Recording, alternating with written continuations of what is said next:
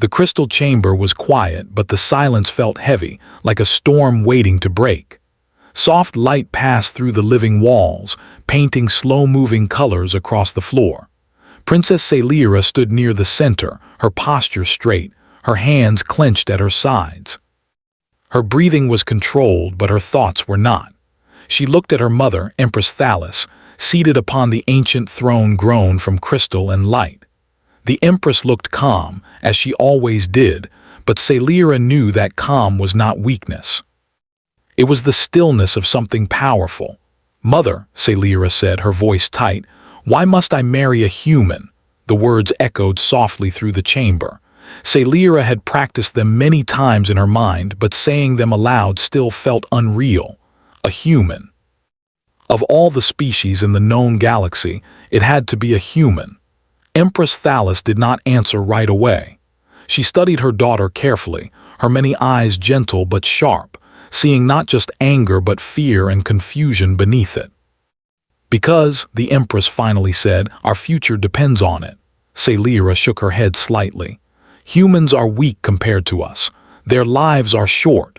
They have no psionic harmony. They fight with noise and fire instead of precision. The noble houses already whisper about this decision. They say it shames the royal line." The Empress stood, the crystal throne shifting behind her as if alive. She walked slowly towards Celira, each step measured. "They once said similar things about many species," Thalas replied, "and we believed them. That belief almost destroyed us." Celira felt a chill run through her crest. She knew exactly what her mother was referring to.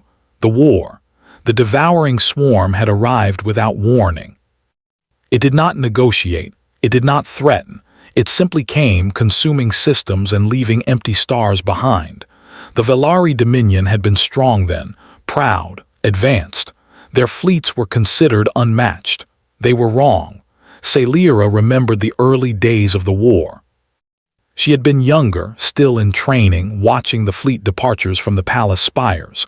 Thousands of ships leaving in perfect formation, their hulls glowing with psionic energy. Everyone believed victory was certain. Then the reports began to arrive. Entire fleets gone. Admirals silent. Psionic networks collapsing under pressure no one understood. The swarm did not fight like any enemy they had known. It adapted too quickly, learned too fast, and did not care about losses. Celira remembered the night the sky burned. Enemy vessels blotting out the stars, the palace shields trembling. The sound of fear carried through the mental link of the city. "We were losing," Thalas said quietly, "and we did not know how to stop it." Celira lowered her gaze. "The humans arrived after that." "Yes," the Empress said, "they arrived when our hope was already breaking." At a gesture from Thalas, the walls of the chamber shimmered. Images formed in the air, clear and detailed. Battle footage recorded from Velari sensors. Velari ships drifted through space, broken and burning. Then new ships appeared. Human ships. They looked strange, almost ugly by Velari standards. Sharp angles, thick armor plates, no flowing lines, no visible psionic systems. They looked like machines built only for survival. "They were not invited," Thalas said. "They did not wait for permission." The images shifted. Human fleets moved differently. They did not form elegant patterns. They spread out, regrouped, and changed direction suddenly. When the swarm adapted, the humans adapted faster. Celira watched as a human ship lost its shields. Instead of retreating, it kept firing. When its weapons failed, it changed course and crashed directly into a swarm vessel, tearing both apart. "They destroy themselves," Celira whispered. "They choose their own way to die," Thalas replied, "and often their choice saves others." The display continued. Human engineers repairing ships in open space, crews working with damaged limbs, refusing evacuation. Supply ships pushing through dangerous zones simply because someone needed help on the other side. "They do not fight as a perfect mind," the Empress said. "They fight as individuals who refuse to give up." Celira felt something uncomfortable in her chest. She had always believed discipline and unity were the highest strengths. Humans seemed chaotic by comparison, and yet that chaos had held the line when Velari order failed. They saved us, Celira admitted, but that does not explain marriage. An alliance could be made without this. Thalas waved her hand and the images faded. The quiet returned. Treated words can be broken, the Empress said. Trade agreements ignored. Military alliances abandoned when fear grows. Humans know this better than anyone. Their own history is full of betrayal. She stepped closer to Celira.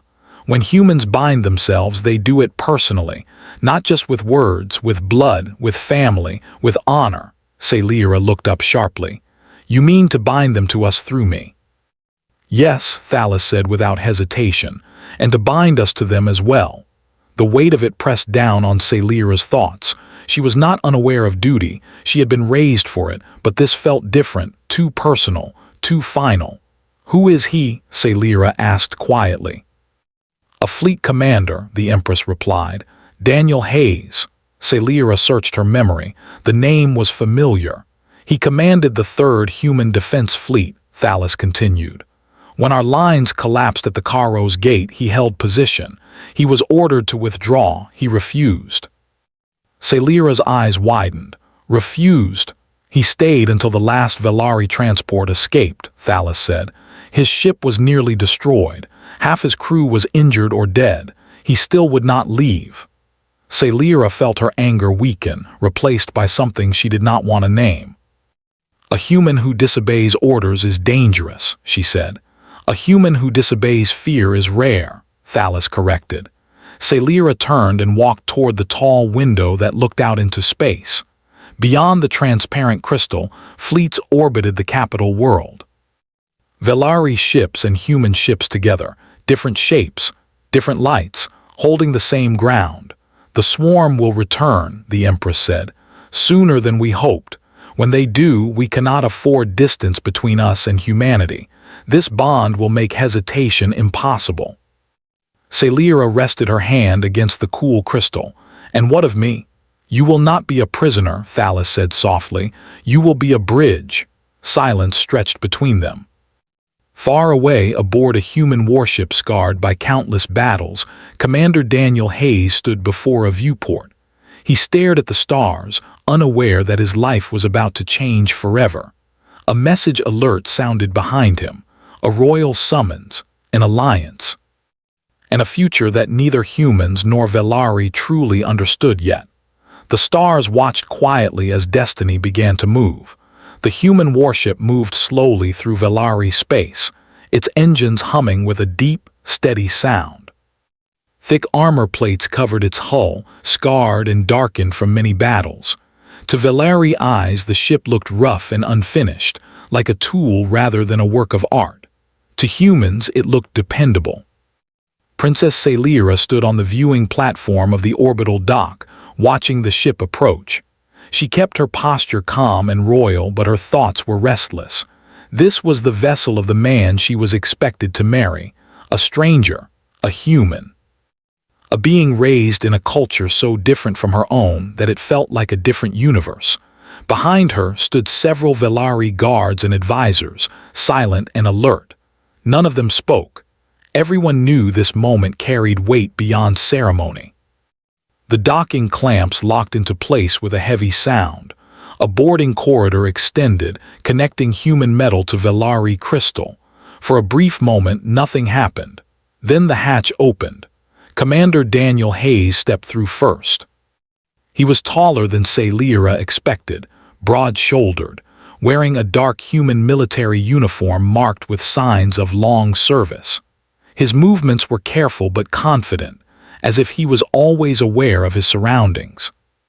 His face showed signs of exhaustion that no amount of discipline could hide. Small scars marked his skin, each one earned, not decorated. Behind him followed a small group of human officers, all moving with quiet focus. None of them stared openly, but Celira could feel their curiosity. Daniel stopped several steps away and straightened. He placed a closed fist against his chest and bowed his head slightly, a gesture of respect taught to him before arrival. "Princess Celira," he said in clear, steady speech, "thank you for receiving us." His voice was calm, not arrogant, not fearful, simply honest. Celira inclined her head in return. "Commander Hayes, welcome to Aurelian." For a moment neither spoke. The silence felt awkward, stretched thin by expectations and unspoken tension. Daniel broke it first. "I was told this meeting was important," he said. "I did not expect it to be personal." Celira studied him carefully. Humans did not have psionic shields around their thoughts. Their emotions were visible in small ways. She could see tension in his jaw, caution in his eyes, and something else beneath it all: responsibility. "You have been informed of the proposed union," she said. "Yes," Daniel replied. He took a slow breath. "I was." Celira waited for resistance, for anger, for pride. It did not come.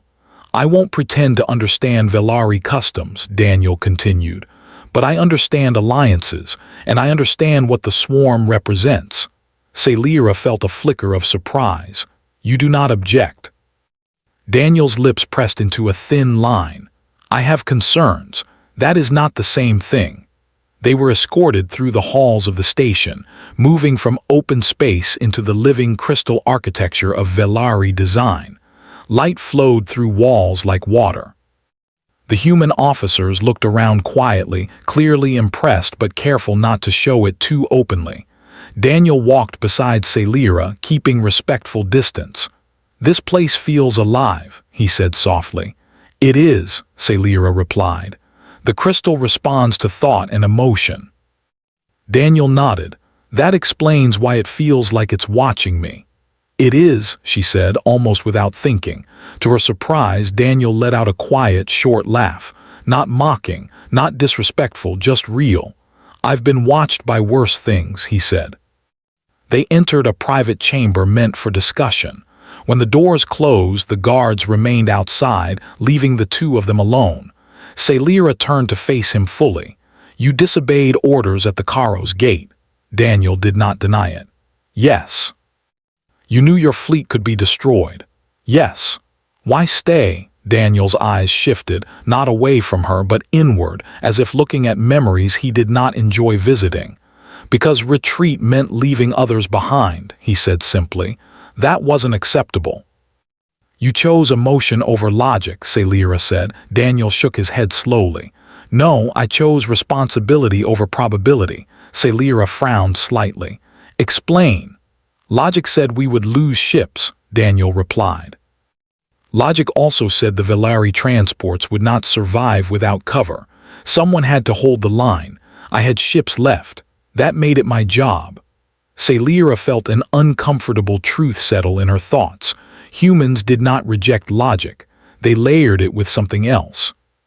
"You were prepared to die," she said. "Yes," Daniel answered. "But dying wasn't the goal. Buying time was." Celira walked slowly around the room, her crest lowering in thought. "Among my people, commanders are taught to preserve the whole above the self." "You endangered your fleet." Daniel followed her with his eyes. "Every commander endangers their fleet. The difference is what they're willing to endanger it for." She stopped. "And what are humans willing to endanger themselves for?" Daniel met her gaze. "Each other." The words lingered in the air. Later that cycle, Celira invited Daniel to walk the upper gardens of the palace. The gardens floated above the city, held aloft by anti-gravity fields and living roots of crystal and plant life. Soft light drifted between leaves that glowed faintly with bioluminescence. "This world is beautiful," Daniel said as they walked. "It was nearly destroyed," Celira replied. "Your people helped save it." Daniel shook his head. "Your people fought just as hard." Celira stopped near the edge of the platform. Below them, the city spread out in graceful patterns. Human ships orbited beside Velari vessels, their designs clashing yet working together. "Do humans truly accept this union?" Celira asked. Daniel did not answer right away. "Some will see it as hope, others as risk, a few as weakness. And you?" "I see it as duty," he said, "and as a chance." "A chance for what?" To make sure the next war doesn't end the same way. Celira studied his face. You speak as if the swarm will return soon. Daniel's expression hardened. Our scouts have already lost contact with 3 outer systems. The pattern is familiar. A chill passed through Celira. Then time is shorter than we thought.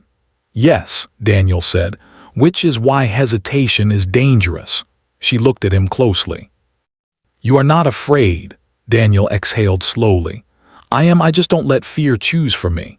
Celira felt something shift inside her, respect perhaps, or understanding. That night, alone in her chamber, Celira stood by the window watching the stars. Her thoughts were no longer filled with rejection. They were filled with questions. Humans were chaotic, yes, loud, violent when cornered, but they were also loyal, endlessly stubborn, willing to stand in the fire so others could escape. Far away aboard his warship, Daniel sat alone in his quarters, staring at a small hollow image of his fleet, many ships marked as lost. He thought of the princess, of her calm strength, of a people who had trusted humanity when they had little reason to. Outside, the stars remained silent, but war was coming. And this time, humans would not stand alone. The warning came during a joint strategy session, when Velari crystal displays and human hollow screens were active at the same time. Celira stood beside her mother, listening as commanders from both species exchanged reports. Daniel Hayes stood across from her, arms folded, his attention sharp. A Velari sensor officer suddenly stiffened. We are receiving distress signals from the outer relay stations, he said. Multiple systems. Signal degradation matches previous swarm encounters. The room fell silent. Daniel did not speak at first. He simply looked at the data as it appeared, his jaw tightening. That's not a probe, he said finally. That's a forward push. Empress Thalis turned her gaze to him. How long? Days, Daniel replied. A week at most before first contact. Celira felt the weight of those words settle into her chest. The future that had felt distant only days ago was now rushing toward them. Orders were given quickly. Velari fleets were recalled. Human task groups shifted positions. Supply lines were reinforced. There was no panic, only urgency. Both sides had learned what delay cost. Later, as the chamber cleared, Celira found herself walking beside Daniel through the palace corridors. Neither spoke for a while. The living crystal around them glowed softly, responding to the tension in the air. You expected this, Celira said at last. Daniel nodded. Hope doesn't stop predators, preparation sometimes does. Celira glanced at him. You speak of war as if it is a storm you've already walked through. I have, he said quietly, more than once. They reached a wide balcony overlooking the city. Below them, transports moved in steady lines. Civilian lights dimmed as defense grids came online. My people trust you, Celira said, some more than they trust us. Daniel looked surprised. That wasn't my goal. Intent does not matter, she replied. Results do. He leaned his hands against the railing. Humans don't fight because we enjoy it. We fight because something threatens what we care about. Celira considered that. And what do you care about now? Daniel did not answer immediately. When he did, his voice was steady. Keeping this alliance alive long enough to matter. That cycle, the first joint training exercise began. Velari commanders were precise, relying on predictive models and psionic coordination. Human officers argued openly, questioned assumptions, and adjusted plans mid-simulation. At first, the clash of methods caused friction. They are undisciplined, one Velari admiral said. They're adaptable, Daniel countered. The swarm punishes predictability. Celira watched from the observation deck as simulated fleets clashed. When Velari formations held, they were nearly unstoppable. When they broke, human units filled the gaps without hesitation. Slowly, something new began to form, a hybrid doctrine. Celira found herself attending more sessions, listening, learning. Humans spoke plainly. They argued, disagreed, then moved forward together anyway. There was no shame in being wrong, only in refusing to adjust. During a break, Celira sat beside Daniel in a quiet alcove. "Your people are loud," she said. Daniel smiled faintly. "We use sound instead of silence to think." She tilted her head. "Does it work?" "Sometimes," he said. "Other times silence is better." She surprised herself by smiling in return. As days passed, Celira began to see humans not as fragile but as unfinished, always changing, always pushing against limits. Where Velari sought balance, humans sought momentum. That momentum was tested sooner than expected. A forward outpost near the Karo sector went dark. Then another. Sensor ghosts appeared at the edge of known space, moving too smoothly, too fast.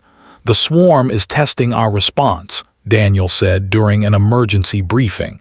"They're probing reactions." Empress Thalis looked at Celira. "This will be your first command decision alongside the humans." Celira straightened. "I am ready." A joint task force was assembled. Velari carriers, human battleships, mixed crews on shared command channels. Daniel was assigned overall tactical control. As the fleet moved out, Celira stood on the bridge of a Velari flagship, her thoughts linked to the psionic network. Human voices filled the channel, calm, focused. "Contact in 30 seconds, a human sensor officer reported. The swarm appeared as a shifting mass of organic metal shapes, their movement unsettling. They did not form lines, they flowed. "Hold formation," a Velari commander advised. "Negative," Daniel said. "They're baiting us. Break pattern 3. Human wings advance." Velari anchor and provide cover. Celira felt hesitation ripple through the Velari link. Then trust followed. Orders were executed. Human ships surged forward, drawing the swarm's attention. Velari vessels held steady, their weapons striking with precision. When a human cruiser took heavy damage, Velari shields flared around it without request. "They are protecting us," a Velari officer said in disbelief. "They always do," Daniel replied. The battle was brief but intense. The swarm withdrew faster than expected. "They learned something," Celira said. "So did we," Daniel answered. After the engagement, damage reports came in. Losses were minimal, but the message was clear. The swarm had found them. That night, Celira and Daniel stood together in the palace gardens again. The air was calm, but neither felt peace. "You could have refused this bond," Celira said. "Many humans would have." Daniel looked at the glowing leaves above them. "I've seen what happens when species stand alone." She studied him.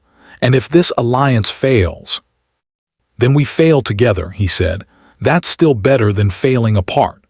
Celira felt the last of her resistance fade, not replaced by comfort but by resolve. For the first time, she did not see the coming union as a sacrifice. She saw it as a weapon. Far beyond the stars, the devouring swarm shifted its course. New data flowed through its collective mind. Different prey, more dangerous prey. The war was no longer a memory. It was beginning again. The stars burned as the combined fleet gathered at the edge of known space. Velari crystal ships floated in perfect alignment, their surfaces glowing with psionic light. Between them moved human warships, heavy and scarred, their engines pulsing like steady hearts. For the first time in history, two very different civilizations stood as one force. Princess Celira stood on the command deck of the flagship, her mind linked to the Velari network. The presence of thousands of thoughts usually felt comforting, but now it carried tension. Fear, determination, hope. Beside her stood Commander Daniel Hayes, his eyes fixed on the tactical display. "This is it," Daniel said quietly. "No more tests, no more probes," Celira nodded. "The swarm has committed fully." The enemy appeared as a dark wave across the sensors, countless shapes moving with unnatural unity. The devouring swarm had learned from every battle. It adjusted, predicted, and consumed. It had destroyed empires far older than both humans and Velari. "Human wings ready," a voice reported. Velari formation stable, another replied. Celira took a slow breath. Begin. The battle erupted. Velari weapons struck first, precise beams tearing through the front line of the swarm. Human ships followed, launching volleys of missiles and kinetic rounds that filled space with fire and motion. The swarm responded instantly, its vessels shifting patterns, absorbing damage and counterattacking with overwhelming force. Shields failing on human cruiser Delta 7, a human officer called out. Redirect Velari shield lattice, Celira ordered. Crystal light flared, wrapping around the damaged human ship just as swarm weapons struck. The cruiser survived, pulling back into formation. They're adapting faster than before, Daniel said. We need to change the tempo. Agreed, Celira replied. She reached into the psionic network, sending a command that made several Velari admirals hesitate. Break formation, Daniel added at the same moment. All units shift to mixed pairs. The fleet moved in a way no enemy had ever faced. Velari precision and human aggression blended together. When the swarm adjusted to one tactic, the other filled the gap. Human ships charged forward, drawing fire. Velari vessels struck from controlled angles.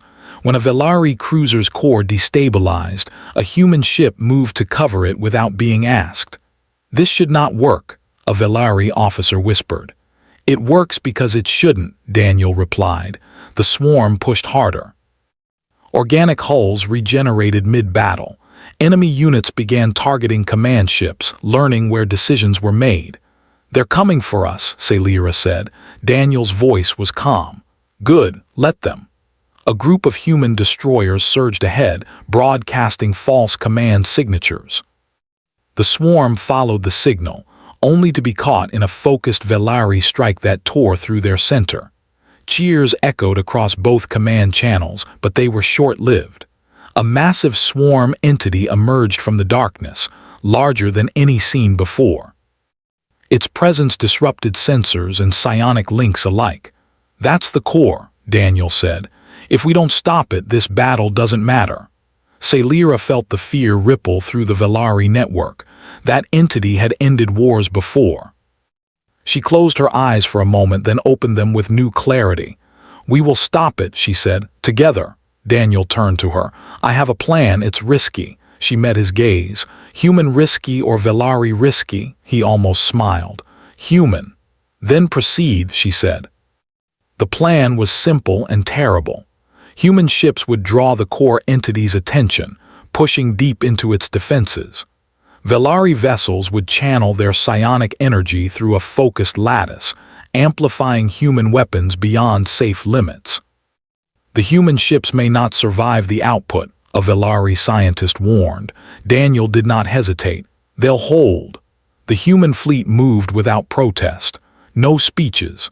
No hesitation. As the trap was set, Celira felt something shift inside her.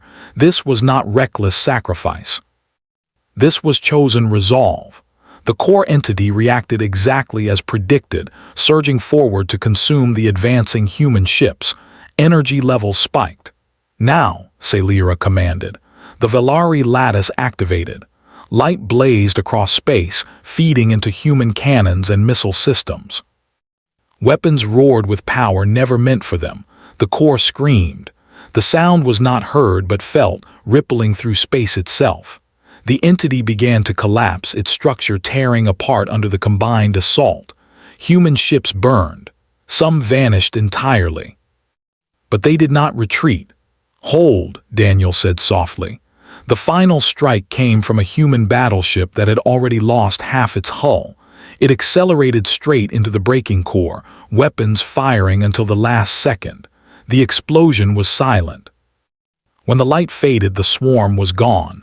Scattered remnants fled in every direction, their unity shattered. The battle was over. Silence filled the command deck. Celira slowly released her connection to the network. Losses flooded in. Too many names. Too many empty spaces. Daniel stood still, eyes closed, honoring them in his own way. They held, he said. Yes, Celira replied. They did. Days later, the ceremony was held not in a palace but beneath open stars. Human and Velari banners floated together. There was no celebration, only quiet respect. Celira stood beside Daniel, no longer uncertain. "This bond began as strategy," she said softly. Daniel looked at her. "And ended as choice." She extended her hand. He took it. Across the galaxy, the message spread. Two species had stood together and survived. Humans were not weak. They were dangerous, loyal, and impossible to break. And the Velari had learned that the strongest weapon was not power or perfection. It was trust. "Mother, why must I marry a human?" The alien princess objected HFY Stories, best HFY stories.